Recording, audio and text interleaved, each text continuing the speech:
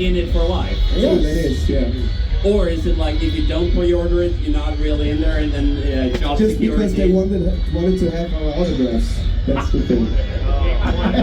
He just wants my pics. I didn't do it. Okay, so you guys look like the happiest bunch ever. What's it like being back together now?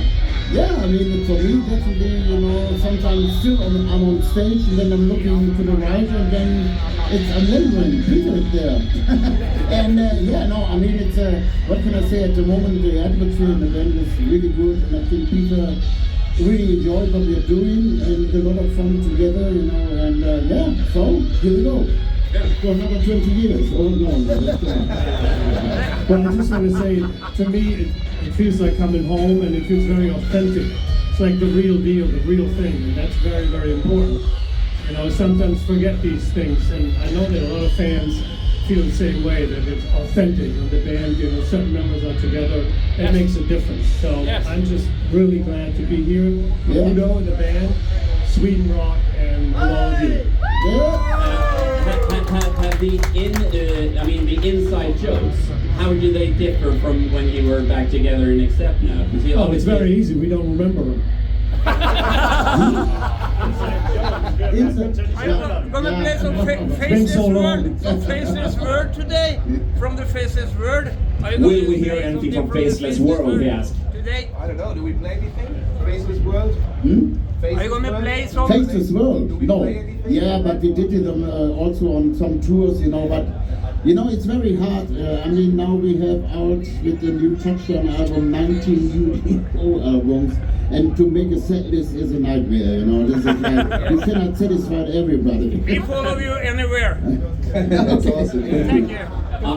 I was recently interviewing Vinny Appice, the drummer, you know, Heaven and Hell, Black Sabbath, Dio, etc., etc., and he told me that he doesn't listen to the lyrics. He has no idea what Ronnie James Dio was on about in Rainbow in the Dark. Do you have any idea what Udo is singing about? Do you listen to the lyrics? Never did. Could you sing any Accept songs except the ballad you did on Breaker, for instance? I don't remember that either. No, I mean, now with UDO, the last, I think, 3-4 albums I worked together with Sven on the lyrics, so he knows exactly. Yeah. But it's funny you mention that, because I remember all these years, I never ever listened to the lyrics. And it was hard for me to even remember like little parts I had to sing, because I just concentrate on the drums and the guitar riffs and on the vocals, but I don't hear the lyrics. You know, I don't have time for it. My brain doesn't compound it. I'm just, you know, once I go in the zone, you're in the zone, and there's no room for anything else. So you must have fucked up on stage, like lyrically, maybe possibly more than playing wise, or? Yeah, I'm known for that. Yeah, I do that, and probably tonight too. So you'll see me fuck up there, but that's okay. No. Are you the guy that fucks up the most? Probably. No, he's doing great. I mean, you have to remember we called this guy last year and asked him on Monday if he could fly in on Wednesday to play the first show with us on Thursday. And he had to learn 24 songs, and he did great. I mean, it's such an honor to play with you, Peter. It's great when everyone enjoys it. Yeah. You should have this on stage and introduce yourself. Every time I fuck up. It's gonna be like a We Are One album, like brass sound. Exactly. You guys are laughing a lot here. Outside the band and the guys that you play with, who are some of the funniest musicians you've encountered over the years? I think Ronnie was very funny. Ronnie James Dio. Yeah, definitely. I mean, Ronnie was a great guy. I mean, I was talking a lot with Ronnie about the big music business and what's going on, you know. And for him, it was also over. He told me once, it's a nightmare, you know, also to put together a set list. And the people want to hear all the classic stuff, you know, and also the band. Or he said, I also want to put in some new songs, but it's, I mean, give the people what they want, you know, and then I think that's the most important thing. And I mean, of course we can play some new songs or new stuff from a new album, but what I said before, it's a nightmare to put a set list together, you know, and that's the same also what Ronnie said, you know, it's like, you have to play some songs, you know, without the song, it's like the Purple without Smoke on the Water, it's also not possible. Which of the old songs are you the most tired of playing? Not tired, everyone. I mean, you know, it's in a rehearsal room, for example, like Big Wall to the Wall you mentioned, it's like you can wake me up at 7 o'clock in the morning, I can sing that song, you know, it's like, I don't have to rehearse it anymore. But on stage is something completely different, you know, if you play all this old stuff, and I mean, I don't know how many times you played Wall to the Wall. But you know, there's a thrill that the people enjoy it, and that's the most important thing. If you see that, you know, you don't get tired of it, definitely. Okay, so let's do this one. Here's the first ever Swedish, like really heavy fanzine, Heavy Metal Massacre. I just did an interview with the guy who did it.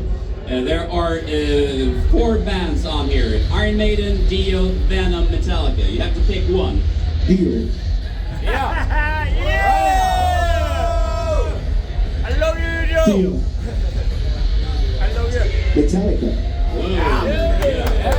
Yeah, the modern stuff, you know. So modern.